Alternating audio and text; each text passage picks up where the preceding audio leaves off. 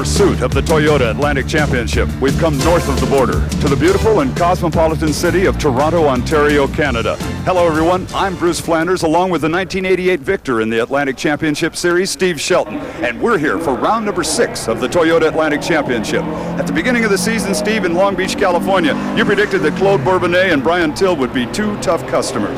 Well, that's right. Till and Bourbonnais have been trading the advantage back and forth all year long. This weekend, Brian seems to have a slight advantage in that he's on the pole, and earlier I had a chance to talk to him about it. Brian, yesterday, 3rd in qualifying. Today you're on the pole. Picked up a 2.5 seconds. You must have found something with the car. Tell us about it.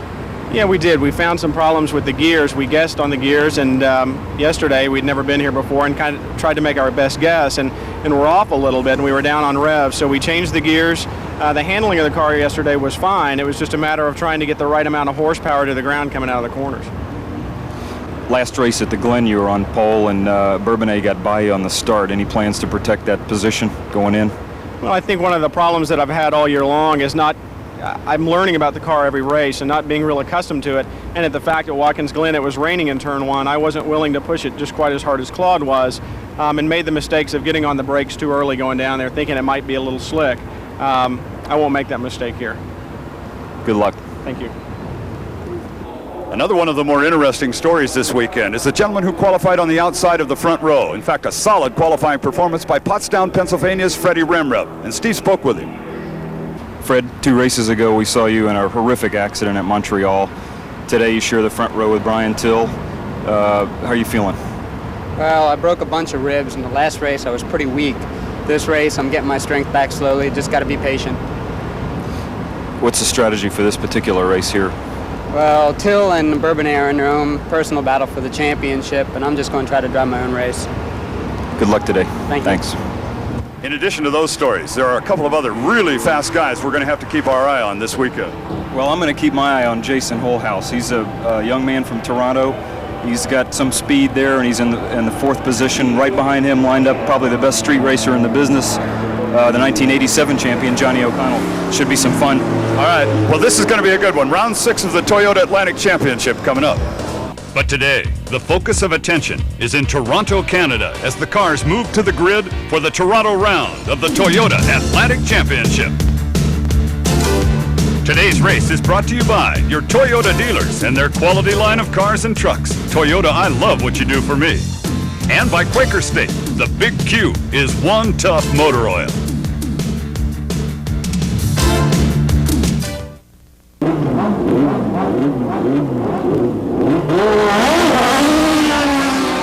That's the sound of the 16-valve double overhead cam Toyota Atlantic Championship racing engine. And they're on their way on a reconnaissance lap of the racetrack here at Toronto. Let's look at the grid and the way they qualified. Pole sitter out of Amblin, Ohio, Brian Till, quick qualifier. Sharing the row from Pottstown, Pennsylvania, number 27, Freddie Remrep. It's an all-Canadian second row with Claude Bourbonnais and Jason Holhouse, the hometown Toronto boy, in the waistcoat car. Johnny O'Connell, Novato, California, former West Coast champion. British Columbia is the home for Frank Aller, sharing the row. Then Russ Newman in car 51. He's out of Bartlett, Illinois. And Robert Caneda, Harrisburg, Pennsylvania, row 4 outside. Wayne Serbo, the national amateur champion, starts on the 5th row inside. Mark Singer sharing the outside of that one. Another popular Canadian from Ontario, Ron Fellows. And then the same row, Zionsville, Indiana, Steve Smith in car 91. Oldwick, New Jersey is Charlie Bodka's home, and his same row, Babylon, New York, Dennis Ferrara. The racing surface itself actually encompasses a little bit of city streets, but most of it is on the Exhibition Place grounds here in Toronto, right near downtown city of Toronto. Let's go on board with Frank Allers now and take a closer look. Typical city street type of a course in a lot of places, and those concrete walls will just sneak up and bite you. It's a very smooth racetrack, great asphalt all the way around, and traction should be there. It's 1.78 miles around, it's 11 turns, and some of them you've got to really get on the binders. In a few spots, the racetrack is rather narrow in typical city street fashion, but in other places, it's 50, 60 feet wide, and there's room for 2 or 3 cars abreast to get on the brakes. We're scheduled to go 39 laps under what has to be considered ideal racing conditions. Mid-70s for temperature, no rain in sight, and here we come, the Toyota Atlantic Championship. coming back to their assigned starting positions, their positions they qualified for. The standing start, which sets Toyota Atlantics apart from so many other forms of motorsport. As they hit each one of their grids, you'll see the paddle holders moving off of the racetrack. The last 4 or 5 cars making their way back now, and we're getting oh so close. We'd like to point out that the starting signal is a green light. First it will be a red or yellowish kind of light, then it will go green. They will all be watching it. We'll try and give you, there you see the light appear. It's red now. We're looking for green, and here we come. We are underway. Well, Bourbonnais got a beautiful start. Number 51, Russ Newman, comes up dead engine at the line, but looking down at turn number 1, it is number 22, Brian Till, and then Bourbonnais in the second place spot. Russ Newman still cannot get his car away from the line. We'll try and keep you up on that, but the race itself is well underway, and you're looking at the leader, Brian Till. Bourbonnais second. Third place looked like it was Ramrev, but they were tight. Jason Holhouse doing a pretty good job in there in the 4th place spot in the black car. Now, for the folks at home that are watching this for the first time, how come only one car is sparking like that? Brian Till has some titanium skid blocks on there. He's got his car extremely low to the ground by virtue of having very stiff springs in it. He's able to run it extra low. We've got one into the wall, and we have some damage to the rear Looks wing. like Ron Fellows. Ron Fellows, one of the Canadian boys that they were really rooting for here on a local basis. His day appears to be done. We're back on the leader now, Brian Till. Till stretching it out just a little bit over Bourbonnais. 27 Ramrev in 3rd, and young Jason Holhouse in the 4th place spot. Don't know what happened to Johnny O'Connell there. He had a poor start and he's disappeared from the top 5. Watching Brian Till complete lap number 1, and boy, he is in control of this field at the moment as he's pulled out a good 10. Carlix, boy, he got out of shape though going into turn 1. There he is, he's spun. Tire wall there. He got into turn 1 too hot and lost the rear end. And now he's trying to extricate himself, and that's a long, involved process. And we see black flags. There are black flags and red flags showing here at start-finish, so we will come back under a restart condition in a little bit. In fact, they'll all be making their way back around to the starting grid. But what caused that red flag? What was the reason? Well, here's a replay of the incident that actually caused the red flag. That's Ron Fellows just clipping the rear wheel of Johnny O'Connell's car right there. Ooh, and they look close together. Ooh, and another climb. This time he climbed both of them in unison and nearly landed on Johnny O'Connell. Well, that sure broke up the rear end of Ron Fellows' car, and Mark paid for his efforts so far today. At least no individuals got injured out of that incident, but obviously we're going to be under a restart condition. And there is Ron Fellows in his 2nd Atlantic start so far this season. In front of the hometown Canadian crowd, I don't think he wanted to walk slowly back to the pits. And there's a look at the man who was leading the event until the flag went red, tossed it away in turn number 1. It's Brian Till. Till has been the points leader in the Atlantic division so far, and he's had a tremendous season going for him. But at the moment, it looks like his Toronto ride is a very short one. Well, they're getting him clear of the racetrack. We'll get all of this stuff sorted out and go back to Toyota Atlantic Championship Racing from Toronto, Canada, right after this. Welcome back to Toronto, Canada. We're under a red flag due to an incident between Ron Fellows and Johnny O'Connell. Let's hear Johnny O'Connell's side of it. I know, real short day to say the least. I had really thought that Ron had lost his brakes from the way he came into me so hard and continued to climb over me. But talking to him after it, he said he just thought he was getting up alongside me and lost control of his car. It's too bad because Danny Campo had really put together a good car for this race. It was handling beautifully, and I think for towards the end, it would have been looking pretty good. And I feel bad for the guys because they worked real hard, but hopefully we'll be back and try again. Thanks, Johnny O'Connell will be back to race another day. But whenever 2 cars come together, there's always 2 sides to the story. Well, Ron Fellows had a camera mounted on board, and let's talk to him right now. I get down into the hairpin, and it looked like things were going to come to a stop, and I couldn't stop.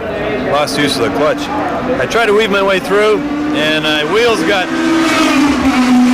got my wheels intertwined with Johnny O'Connell, and I ended up climbing over top of his car and broke the suspension, and both of us are out. The car torn up pretty bad? Well, yeah, left front corner's bent, left rear nose, rear wing. It's kind of a mess. Kind of a mess. Not a bad call. The hook has got him right now. The corner workers are getting ready to move it out of the way, and both Johnny O'Connell and Ron Fellows' cars are done. But there was another incident involved in this before the flag went red. That was when our leader, Brian Till, slid off the course. Let's find out from Brian what happened. We got a good start the first time and pulled out a little bit of a lead on the first lap and was pretty excited about that. And obviously something happened behind us to bring out the red flag, so I slowed down coming across start-finish line and went for the clutch and one to downshift, and something in the footwell snapped. The clutch fell all the way to the floor, at which time I went for the brake, and it too snapped and fell all the way to the floor. So something in the foot box has come loose, and the pedal assembly is gone. So without any brake or any clutch, there wasn't any hope of finishing the race. Well, without any brakes or clutch, turn one would seem like a thrilling place to come into at about 85 or 90 miles an hour. It's been tough on him so far. Short day for Charlie Vodka. He never got it off of the starting line. O'Connell and Fellows tangled together. Till went out all by himself. We just visited with him. Well, 4 of them are done. The rest of them are ready to go racing after this. Welcome back to Toronto, Canada. I'm Bruce Flanders, along with Steve Shelton, and those guys are the Toyota Atlantic Championship racers. Technically, 1 lap has been completed and scored, so we're in a restart order. Bourbonnais, Remrev, Holhouse, Allers, Canada, Smith, Singer, Servo, Ferrara, Newman are the ones that are left and ready to do battle. They're under control of the pace car and warming back up. Unlike the normal standing start for Atlantics, it'll be a rolling start when they come around this time. The pace car goes into the pit lane. We're looking at a potential green as they come down right now. And the starter looks over the field as they come to him. Green flag waves. We are back under racing conditions again. And number 4, Bourbonnais, in front of it. Number 27, Remrev. A little tire smoke out of the third place car, Holhouse, as Holhouse has problems with turn 1. Number 86 trying to work on Holhouse right now. Another Canadian. That's Frank Allers in the oldest chassis in the field, sitting in 4th place.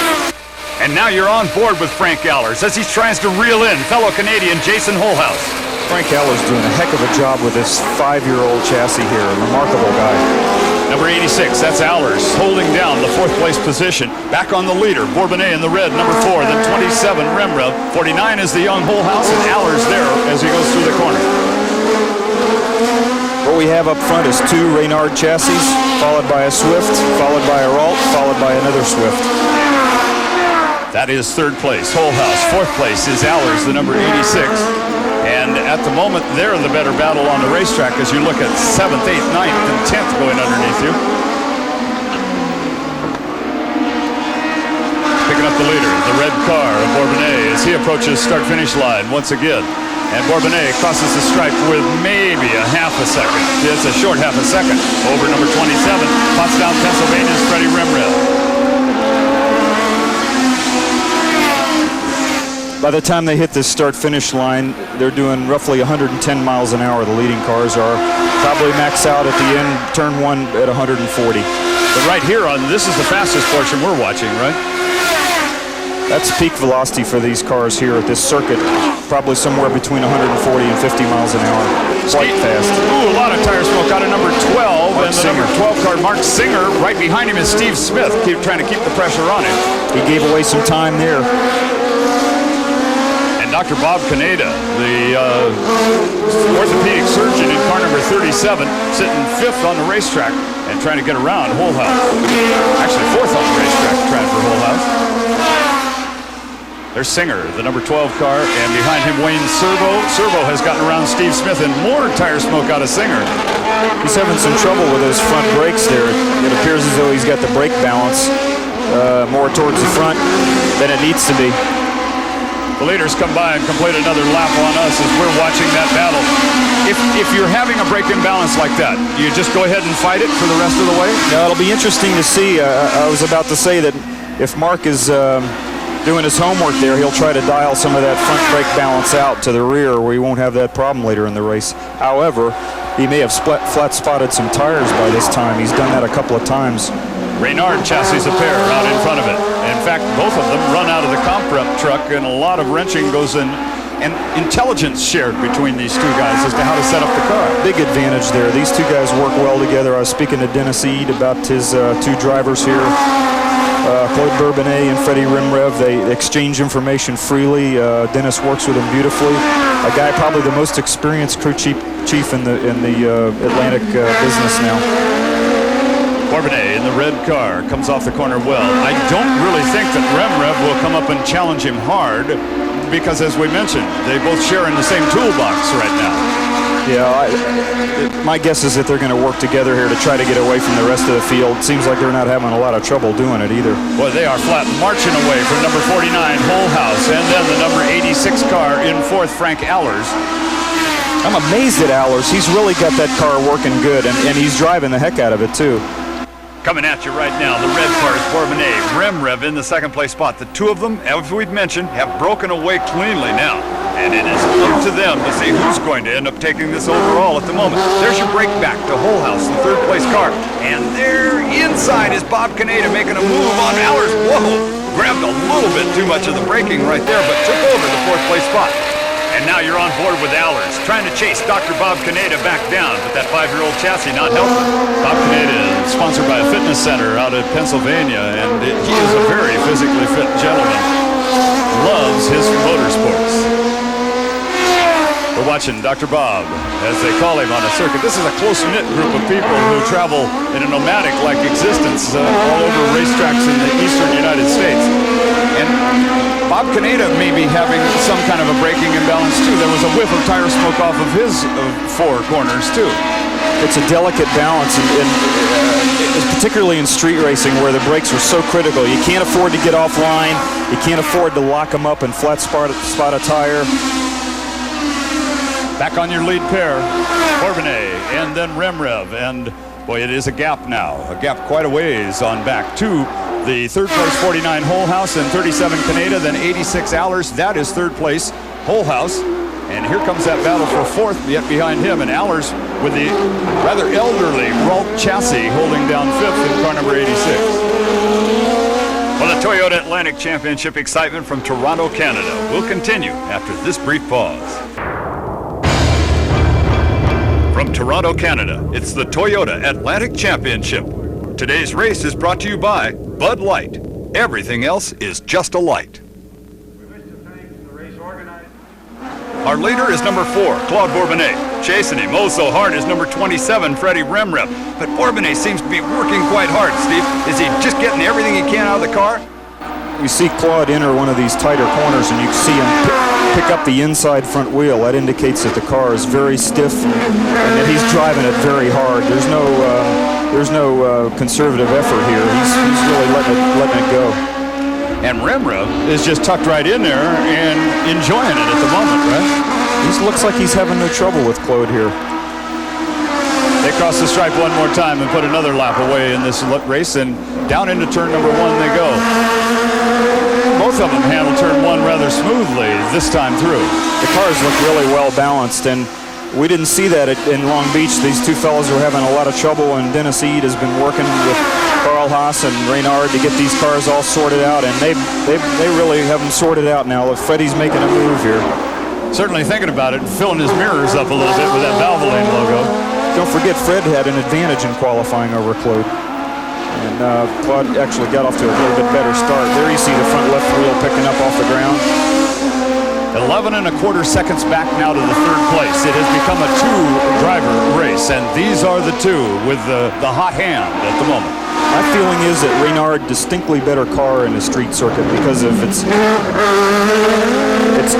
superior turn-in, and the brakes seem to be better. I've driven both these cars, and they both have their advantages. Swift seems to be at the top end where you've got long, extensive straightaways and sweeping fast corners, but this Reynard chassis is more agile. It's about almost a 4-inch longer wheelbase than the Swift, and the difference is, for those of you that really know race car chassis well, the Reynard is an all-carbon fiber tub, where the Swift is an aluminum honeycomb construction. They both weigh just about exactly the same. They can come in and hit the scales at the minimum weight easily. Is it bothering Bourbonnais that the number 27 Remrev is that close to him now? Well, it's bothering him because you saw he wasn't using the proper line going into that corner. He's trying to hold Freddie off here. This is defensive driving at its best? Well, the racetrack belongs to Claude. He's in the lead, and he has the right to any line he sees fit to drive.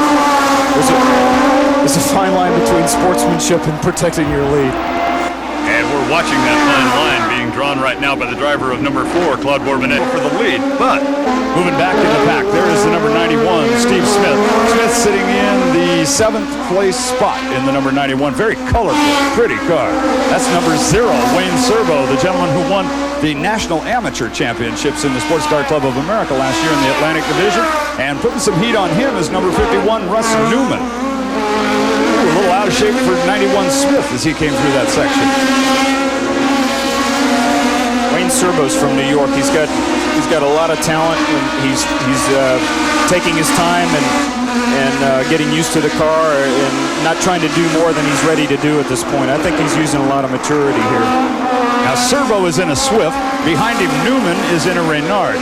It's real hard for those of you at home to try and pick out the difference. We see one of the distinguishing factors. If you look closely at the roll hoop, the more rounded roll hoop up beyond the driver's head is an indicator. The rounded one a Swift, the more pointed one a Reynard. Here they come, 6th, 7th, and 8th place coming right at you. There's Smith, Servo, and Newman. Newman in the Reynard trying to close up against that pair of Swifts that he's chasing around this racetrack. And we're back on the leader. There's Bourbonnais with Remrev right behind him, and Remrev busy cleaning off his windshield like something's coming out of Bourbonnais' car. What do you think, Steve? Claude, he's got some liquid coming out of the back of the car. I don't know if it's water or if it's oil or gear lube or what, but Freddie's got a real tough time seeing out of his visor. You saw him wiping it with his left hand. It's to Freddie's advantage now to try to get around Claude if that's the case. He can't back off too far and let him get gone. So even though we can't see any fluids coming out of the car, that's the indication. When he was cleaning that face shield, we know that there might be something coming off of the number 4. Well, I'm worried for Claude now because you see his rear wheels every once in a while.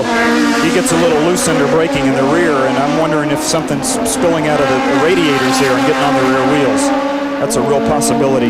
Keep in mind, Bourbonnais won 2. Freddie Remrev has won no races so far, although he's led a couple. He has not won one, and he's ready. He told me when I talked to him yesterday, he really wants to win this one.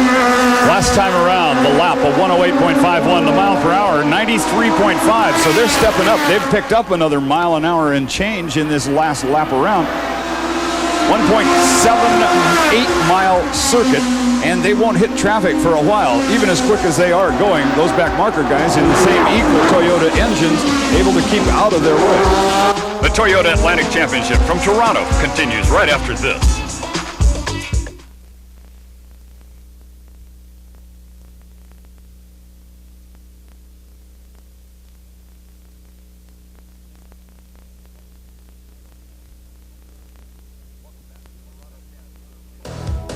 Welcome back to Toronto, Canada for the Toyota Atlantic Championship, where there's a couple of hardcore racing fans enjoying the action.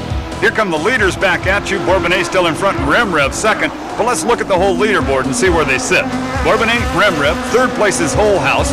4th place is Dr. Bob. Robert Caneda. Frank Allers is in the 5th place position with 13 out of 40 laps done. But that's not the whole story. Here's 6th through 10th. Mark Singer, good solid ride at 6th. Steve Smith, Wayne Servo, Russ Newman, and then Dennis Ferrara rounding out the top 10. As we look back, here come the leaders at you once again. Claude Bourbonnais in that Reynard. Chasing him, another Reynard chassis, and it's Remrev still in pursuit. But Steve Shelton, I've accused Bourbonnais of leaking. You've looked at the car. Is it leaking? I'm wondering if Claude has a little water coming out of those radiators getting on the rear wheels. You don't see Freddie all out of shape like that. Okay, well, we'll keep an eye on it. Steve Shelton, our racing expert up here with us, a former champion in this division, watching as close as he... off into one of the run-out areas goes the Waistcoat car, number 49, Jason Holhouse. And apparently a mechanical failure because the car looks intact. That puts Dr. Bob Caneda in 3rd spot.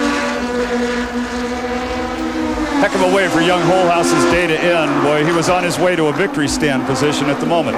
It's number 4 in front, the Reynard of Bourbonnais, number 27, the Reynard of Remrev in 2nd, and we're expecting number 37, Caneda, to come across the line. There is a look at number 37. He has now inherited the 3rd place spot. He's actually picked up 5 positions now. He started 8th, and he's really, I believe if we put a clock on Bob, you'll find that he's going faster than he did all weekend. And the Cinderella story of this is back in the 4th place spot, or now has inherited the 4th place spot. That's number 86, Frank Allers, who has only had a couple of Atlantic starts this year. Boy, he's showing well in that older chassis. You know, if we have any more attrition up front, Frank find himself on the podium this weekend. That would really be some kind of accomplishment for this guy. There is your fourth place, Frank Ehlers, that we've discussed several times with the Keen logo showing on the side. Driving a conservative pace, it looks like, at the moment. Not doing all the twitching around that we're seeing out of our leader, Bourbonnais, when we follow him. Again, looking at the fourth place car, back on the leaders right now. Here, ooh, rear end hangs out there. A 93.8 mile an hour lap, one of the fastest laps of the race, but he's hanging it out. They're burning off some fuel, and the tires are really hot now. And Mr. Bourbonnais is getting pushed considerably by Mr. Rimrev here. I think you're going to see Freddie pull up on him and try to make a move before too long. You see him gaining a little ground and braking there. Put us in a position of one of these cars getting lighter as the fuel burns away. What does the car do differently? Well, it's not as hard to stop it. You can certainly go deeper into the corners.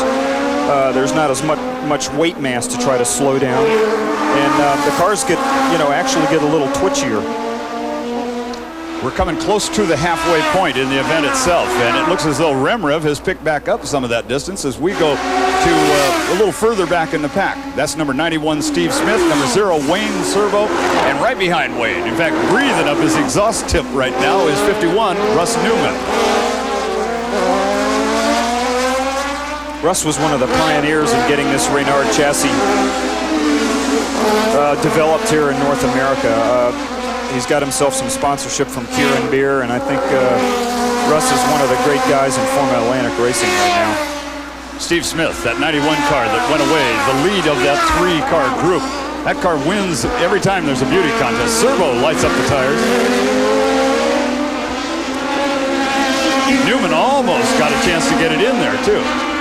Before the race, I talked to Russ Newman about the camaraderie that exists. In fact, it's like coming to a picnic at one of these events. Some say that. We have a nice camaraderie among us. We all appreciate each other. We know each other. And believe me, though, we're still as competitive. When we get on the track, it's go for it. Newman is about done following him. He wants to go after that national amateur champion and put him away. Uh-oh, Steve Smith with a problem off the corner. Oh. Almost ended up a bigger problem, too. Absolutely. He looked like he'd missed a shift there and lost momentum. Now he's back on the pace again. Boy, but he almost collected Russ Newman coming through there. Russ was given no quarter, though. That is your lead battle from the high angle as they come to start-finish line. Number 4, Bourbonnais, and Rimrev just right there. Still less than a half a second now between them as they come through turn 1. Now, every driver would differ from this point of view, but my feeling is it's easier to follow than it is to lead in a race. Oh, was that Mark Singer up against the wall? I think that might be Singer. From this angle, it is definitely hard to make a positive identification. Yeah, whoever climbs out of that car is done. He tagged the right rear corner of that. I don't know what corner that is, but he sure got into it. And he appeared like he was in the racing line, like we might be looking at a potential yellow. We'll go back. I think we are. You're on the lead battle. And Rimrev is right there. Be interesting to see what they do here, but that car is really disabled. They're not going to be able to drag that off. They're going to have to lift that off. I almost guarantee you a yellow here. We're watching. The flag stand is directly across from our announce position, and the flag man has not gone for the yellow flag, so they may just be throwing an individual one for each corner. And we're watching that lead battle coming to the stripe. Still no yellow flag ready to come out, so they're going to continue racing. Claude locked up the right front, giving Freddie a wide open door. He took it too. Look at him.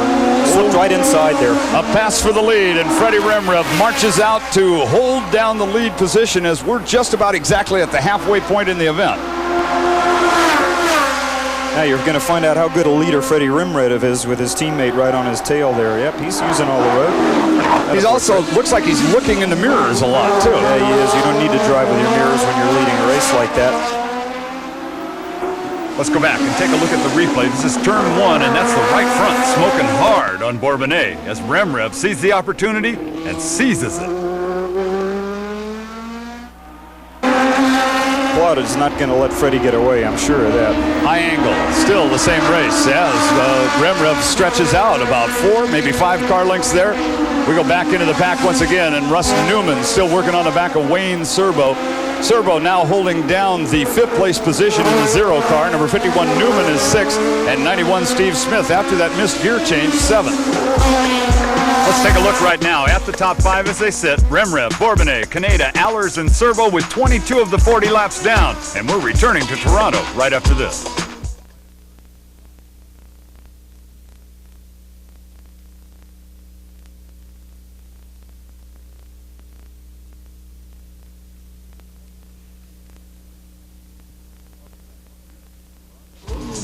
Welcome back to beautiful Toronto, Ontario, Canada, the site of the Toyota Atlantic Championship round. And it has been a good drive so far for number 27, Freddie Remrev, who took over the lead from number 4, Claude Bourbonnais. These two have been going at each other, hammer and tongs, Steve. Freddie has not won, although he has finished 2nd once and 3rd twice. Bourbonnais has 2 wins to his credit.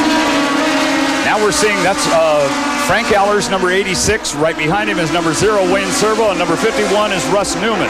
That is the battle for 4th place, which is shaping up into a 3-car battle for 4th. And here comes Wayne Servo. Servo's going to catch him and pass him. I think Frank's maybe having a problem here. Frank Allers in the older Ralt chassis. Yeah, I got a feeling you're right. Not making as much horsepower as he was earlier. No, it looks like he is down on power now because it looks like Russ Newman's going to go by him there too. And Newman thinking about going under Servo or not. Oh my. Pretty busy corner. What a shame for Frank. He was doing such a heck of a job. So now the number 0 car has taken over the 4th place position, and number 51 Newman has moved into 5th as they once again go by Singer's car, the dead player sitting on the surface itself. There's number 27 Remrev trying to stretch his advantage. Fred wants a lead here. He wants to build this lead. He's not waiting until the last lap to decide this thing. He wants to decide it now. Sitting in the 3rd place spot is that car, number 37, Robert Caneda. And we asked Dr. Bob what it was like to drive one of these Toyota Atlantics. Well, I really think of it as a high-speed ballet because the Atlantic has a great balance between power and handling. It really allows you to utilize both to the maximum. And I think that's what the good doctor is doing right now, using both to the maximum, holding down his 3rd place spot and coming up on Dennis Ferrara. Now Ferrara will be a lapped car or a back marker and should give way and make it relatively easy for Caneda to go past him. And that's exactly what happened right there. Ferrara, watching in his mirrors properly, let the good doctor around and continue on in his pursuit of a podium position, a top 3 finishing spot. So with Dr. Bob holding down the 3rd place spot, let's go back and pick up, there's the 2nd place car. The leader already has passed us. 2nd place is Bourbonnais, and there's Freddie Remrev, your front runner. 27, still in front of it. Just kind of threw the rear end out a little there in the corner. Good tight shot and a look at Remrev in control. Looks like he got a little offline and a little tail happened there. A turn that's referred to as oversteer, when the tail end is loose.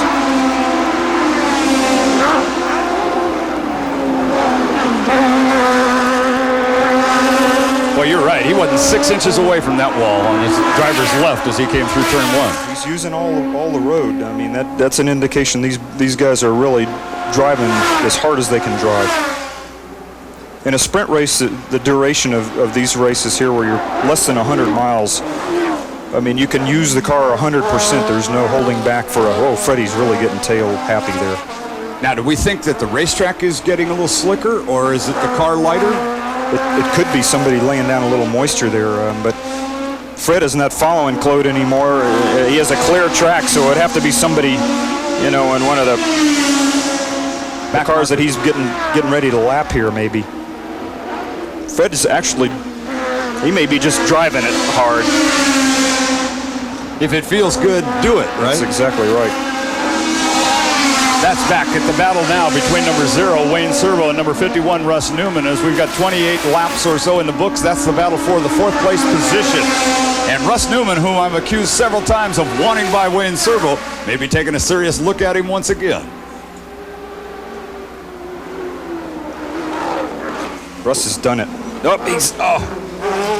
Well, he thought about it, but I think Wayne would have taken his front end off if he didn't get it further in there. He's got to do a little bit better job of making his presence known in the inside of that corner there. Back on Bourbonnais, closing heavily on Remrev in the race for the lead.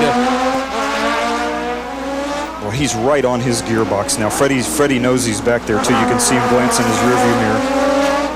Fred's got some oversteer now. His tires in the rear may be giving up a little of the ghost here. Reminds you, there is no tire war in this division. It's Yokohamas on every one of the cars. In fact, the same compound Yokohama. So if one starts to go away more than the other, it's due to chassis setup, I suspect. Well, just a couple of laps left, and this one-on-one battle has stayed that way. These are the only two drivers that have effectively led the race, well, except for Brian Till on the very first lap. 27 Remrev coming back at you, and Bourbonnais, who just won't give it up in front of the home Canadian audience. Well, let's look at the leaderboard. Remrev, Bourbonnais, Kaneda, Servo, and Newman. And there's more from Toronto after this.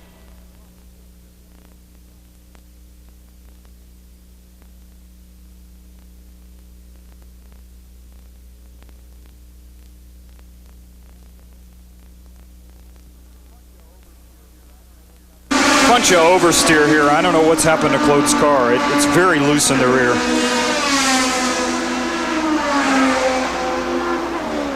The differential, you can see it as they both cross the finish line there. We're out to about 3 seconds, 3.5 seconds, and that is a lot.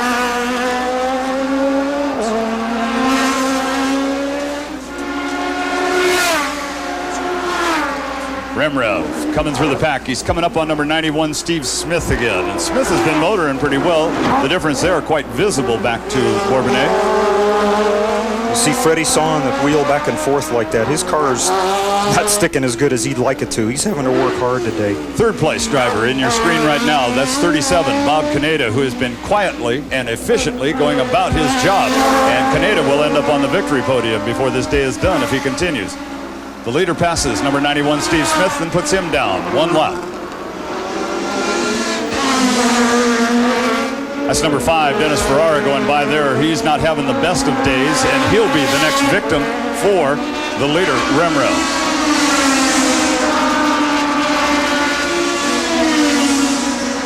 Here comes Freddie to the stripe. Then Smith behind him, crossing 1 lap further down in the scoring. And then Bourbonnais back almost a half of straightaway on this portion of the racetrack. Freddie's building a lead now. Claude's car is loose. The rear tires are overheated. It looks like he's got what's termed in the business is terminal oversteer. Newman finally got by Servo. He did. He slid right by him there. What a great move, Russ. 51, Russ Newman picking him up and putting him down once again.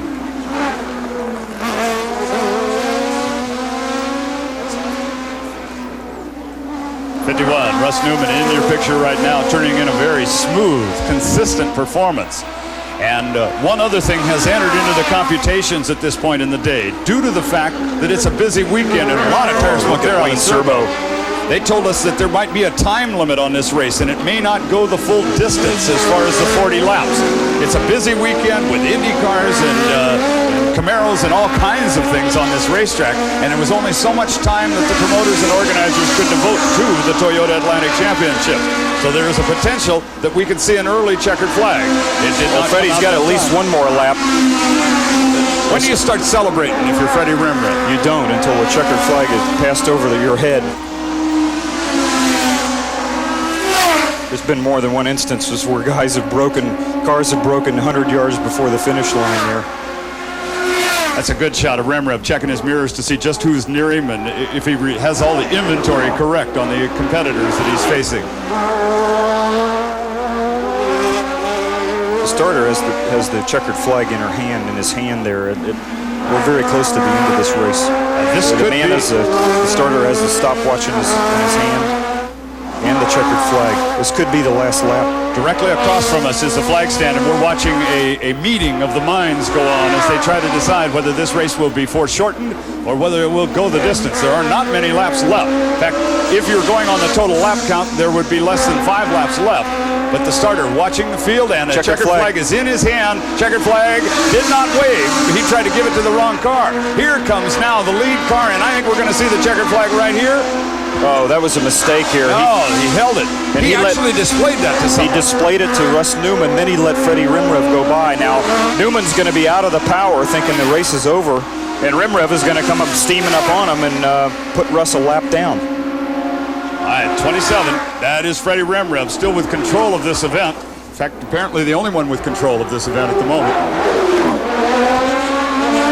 He's got a heck of a lead now on Claude. Now Claude is evidently settling for second place here. He's backed out of the charge and thinking that 16 points is better than no points. I was going to say, I'd take the second place points out of this thing and keep on going towards that Toyota Atlantic Championship, which will give Bourbonnais the allure that he would like to have so that sponsors can be attracted to him. Actually, he'll be leading this championship by 12 points if my calculations are right over Brian Till. And Freddie has actually surfaced again in the points chase. That is a look at Bourbonnais as he puts a lap on number 91, Steve Smith. And again, the checkered flag is in the flagman's hand. We're waiting to see whether or not it comes out, and it does. The checkered flag is now waving. All right. And we have Freddie Remrev home the victor. Second place going to number 4, Bourbonnais. Third place will go to number 37. I may be premature on this, but Bob Caneda has done a nice drive to bring it home in third. And with the checkered flag flying, we're now on the cool-down lap for number 27, Freddie Remrev. A victory in 1990 with one previous in Atlantics. That's 2. Let's see how he does in the victory circle with the champagne right after this.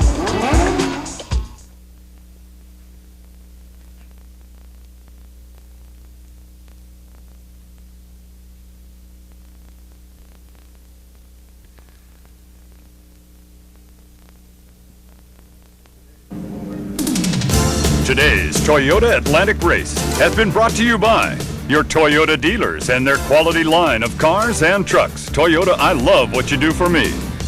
And by Quaker State, the Big Q is one tough motor oil. Well, Steve Shelton is in victory circle already. Is the crowd on hand? An enormous one watching this Toyota Atlantic Championship race. Let's go to Steve and Freddie Remrev. Great job. I mean, it looked like when you're following Claude, he must have been leaking a little fluid out of the back. I saw you wipe your visor half a dozen times. I wiped it twice. He was dropping some fluid. I think we may have been overheating. We'll have to check at the back of the trailer to find out what kind of temperatures we were running. I was running 100, and we must have been spewing a little bit of something out. Didn't feel slick, but enough to deter both of us. Probably when he was behind me, same thing happened. Looked like a little oversteer at the end there. The car get loose at the end? Yeah, a little bit, and I almost touched the wall the one time right in the last lap. If you get offline, it's unbelievable.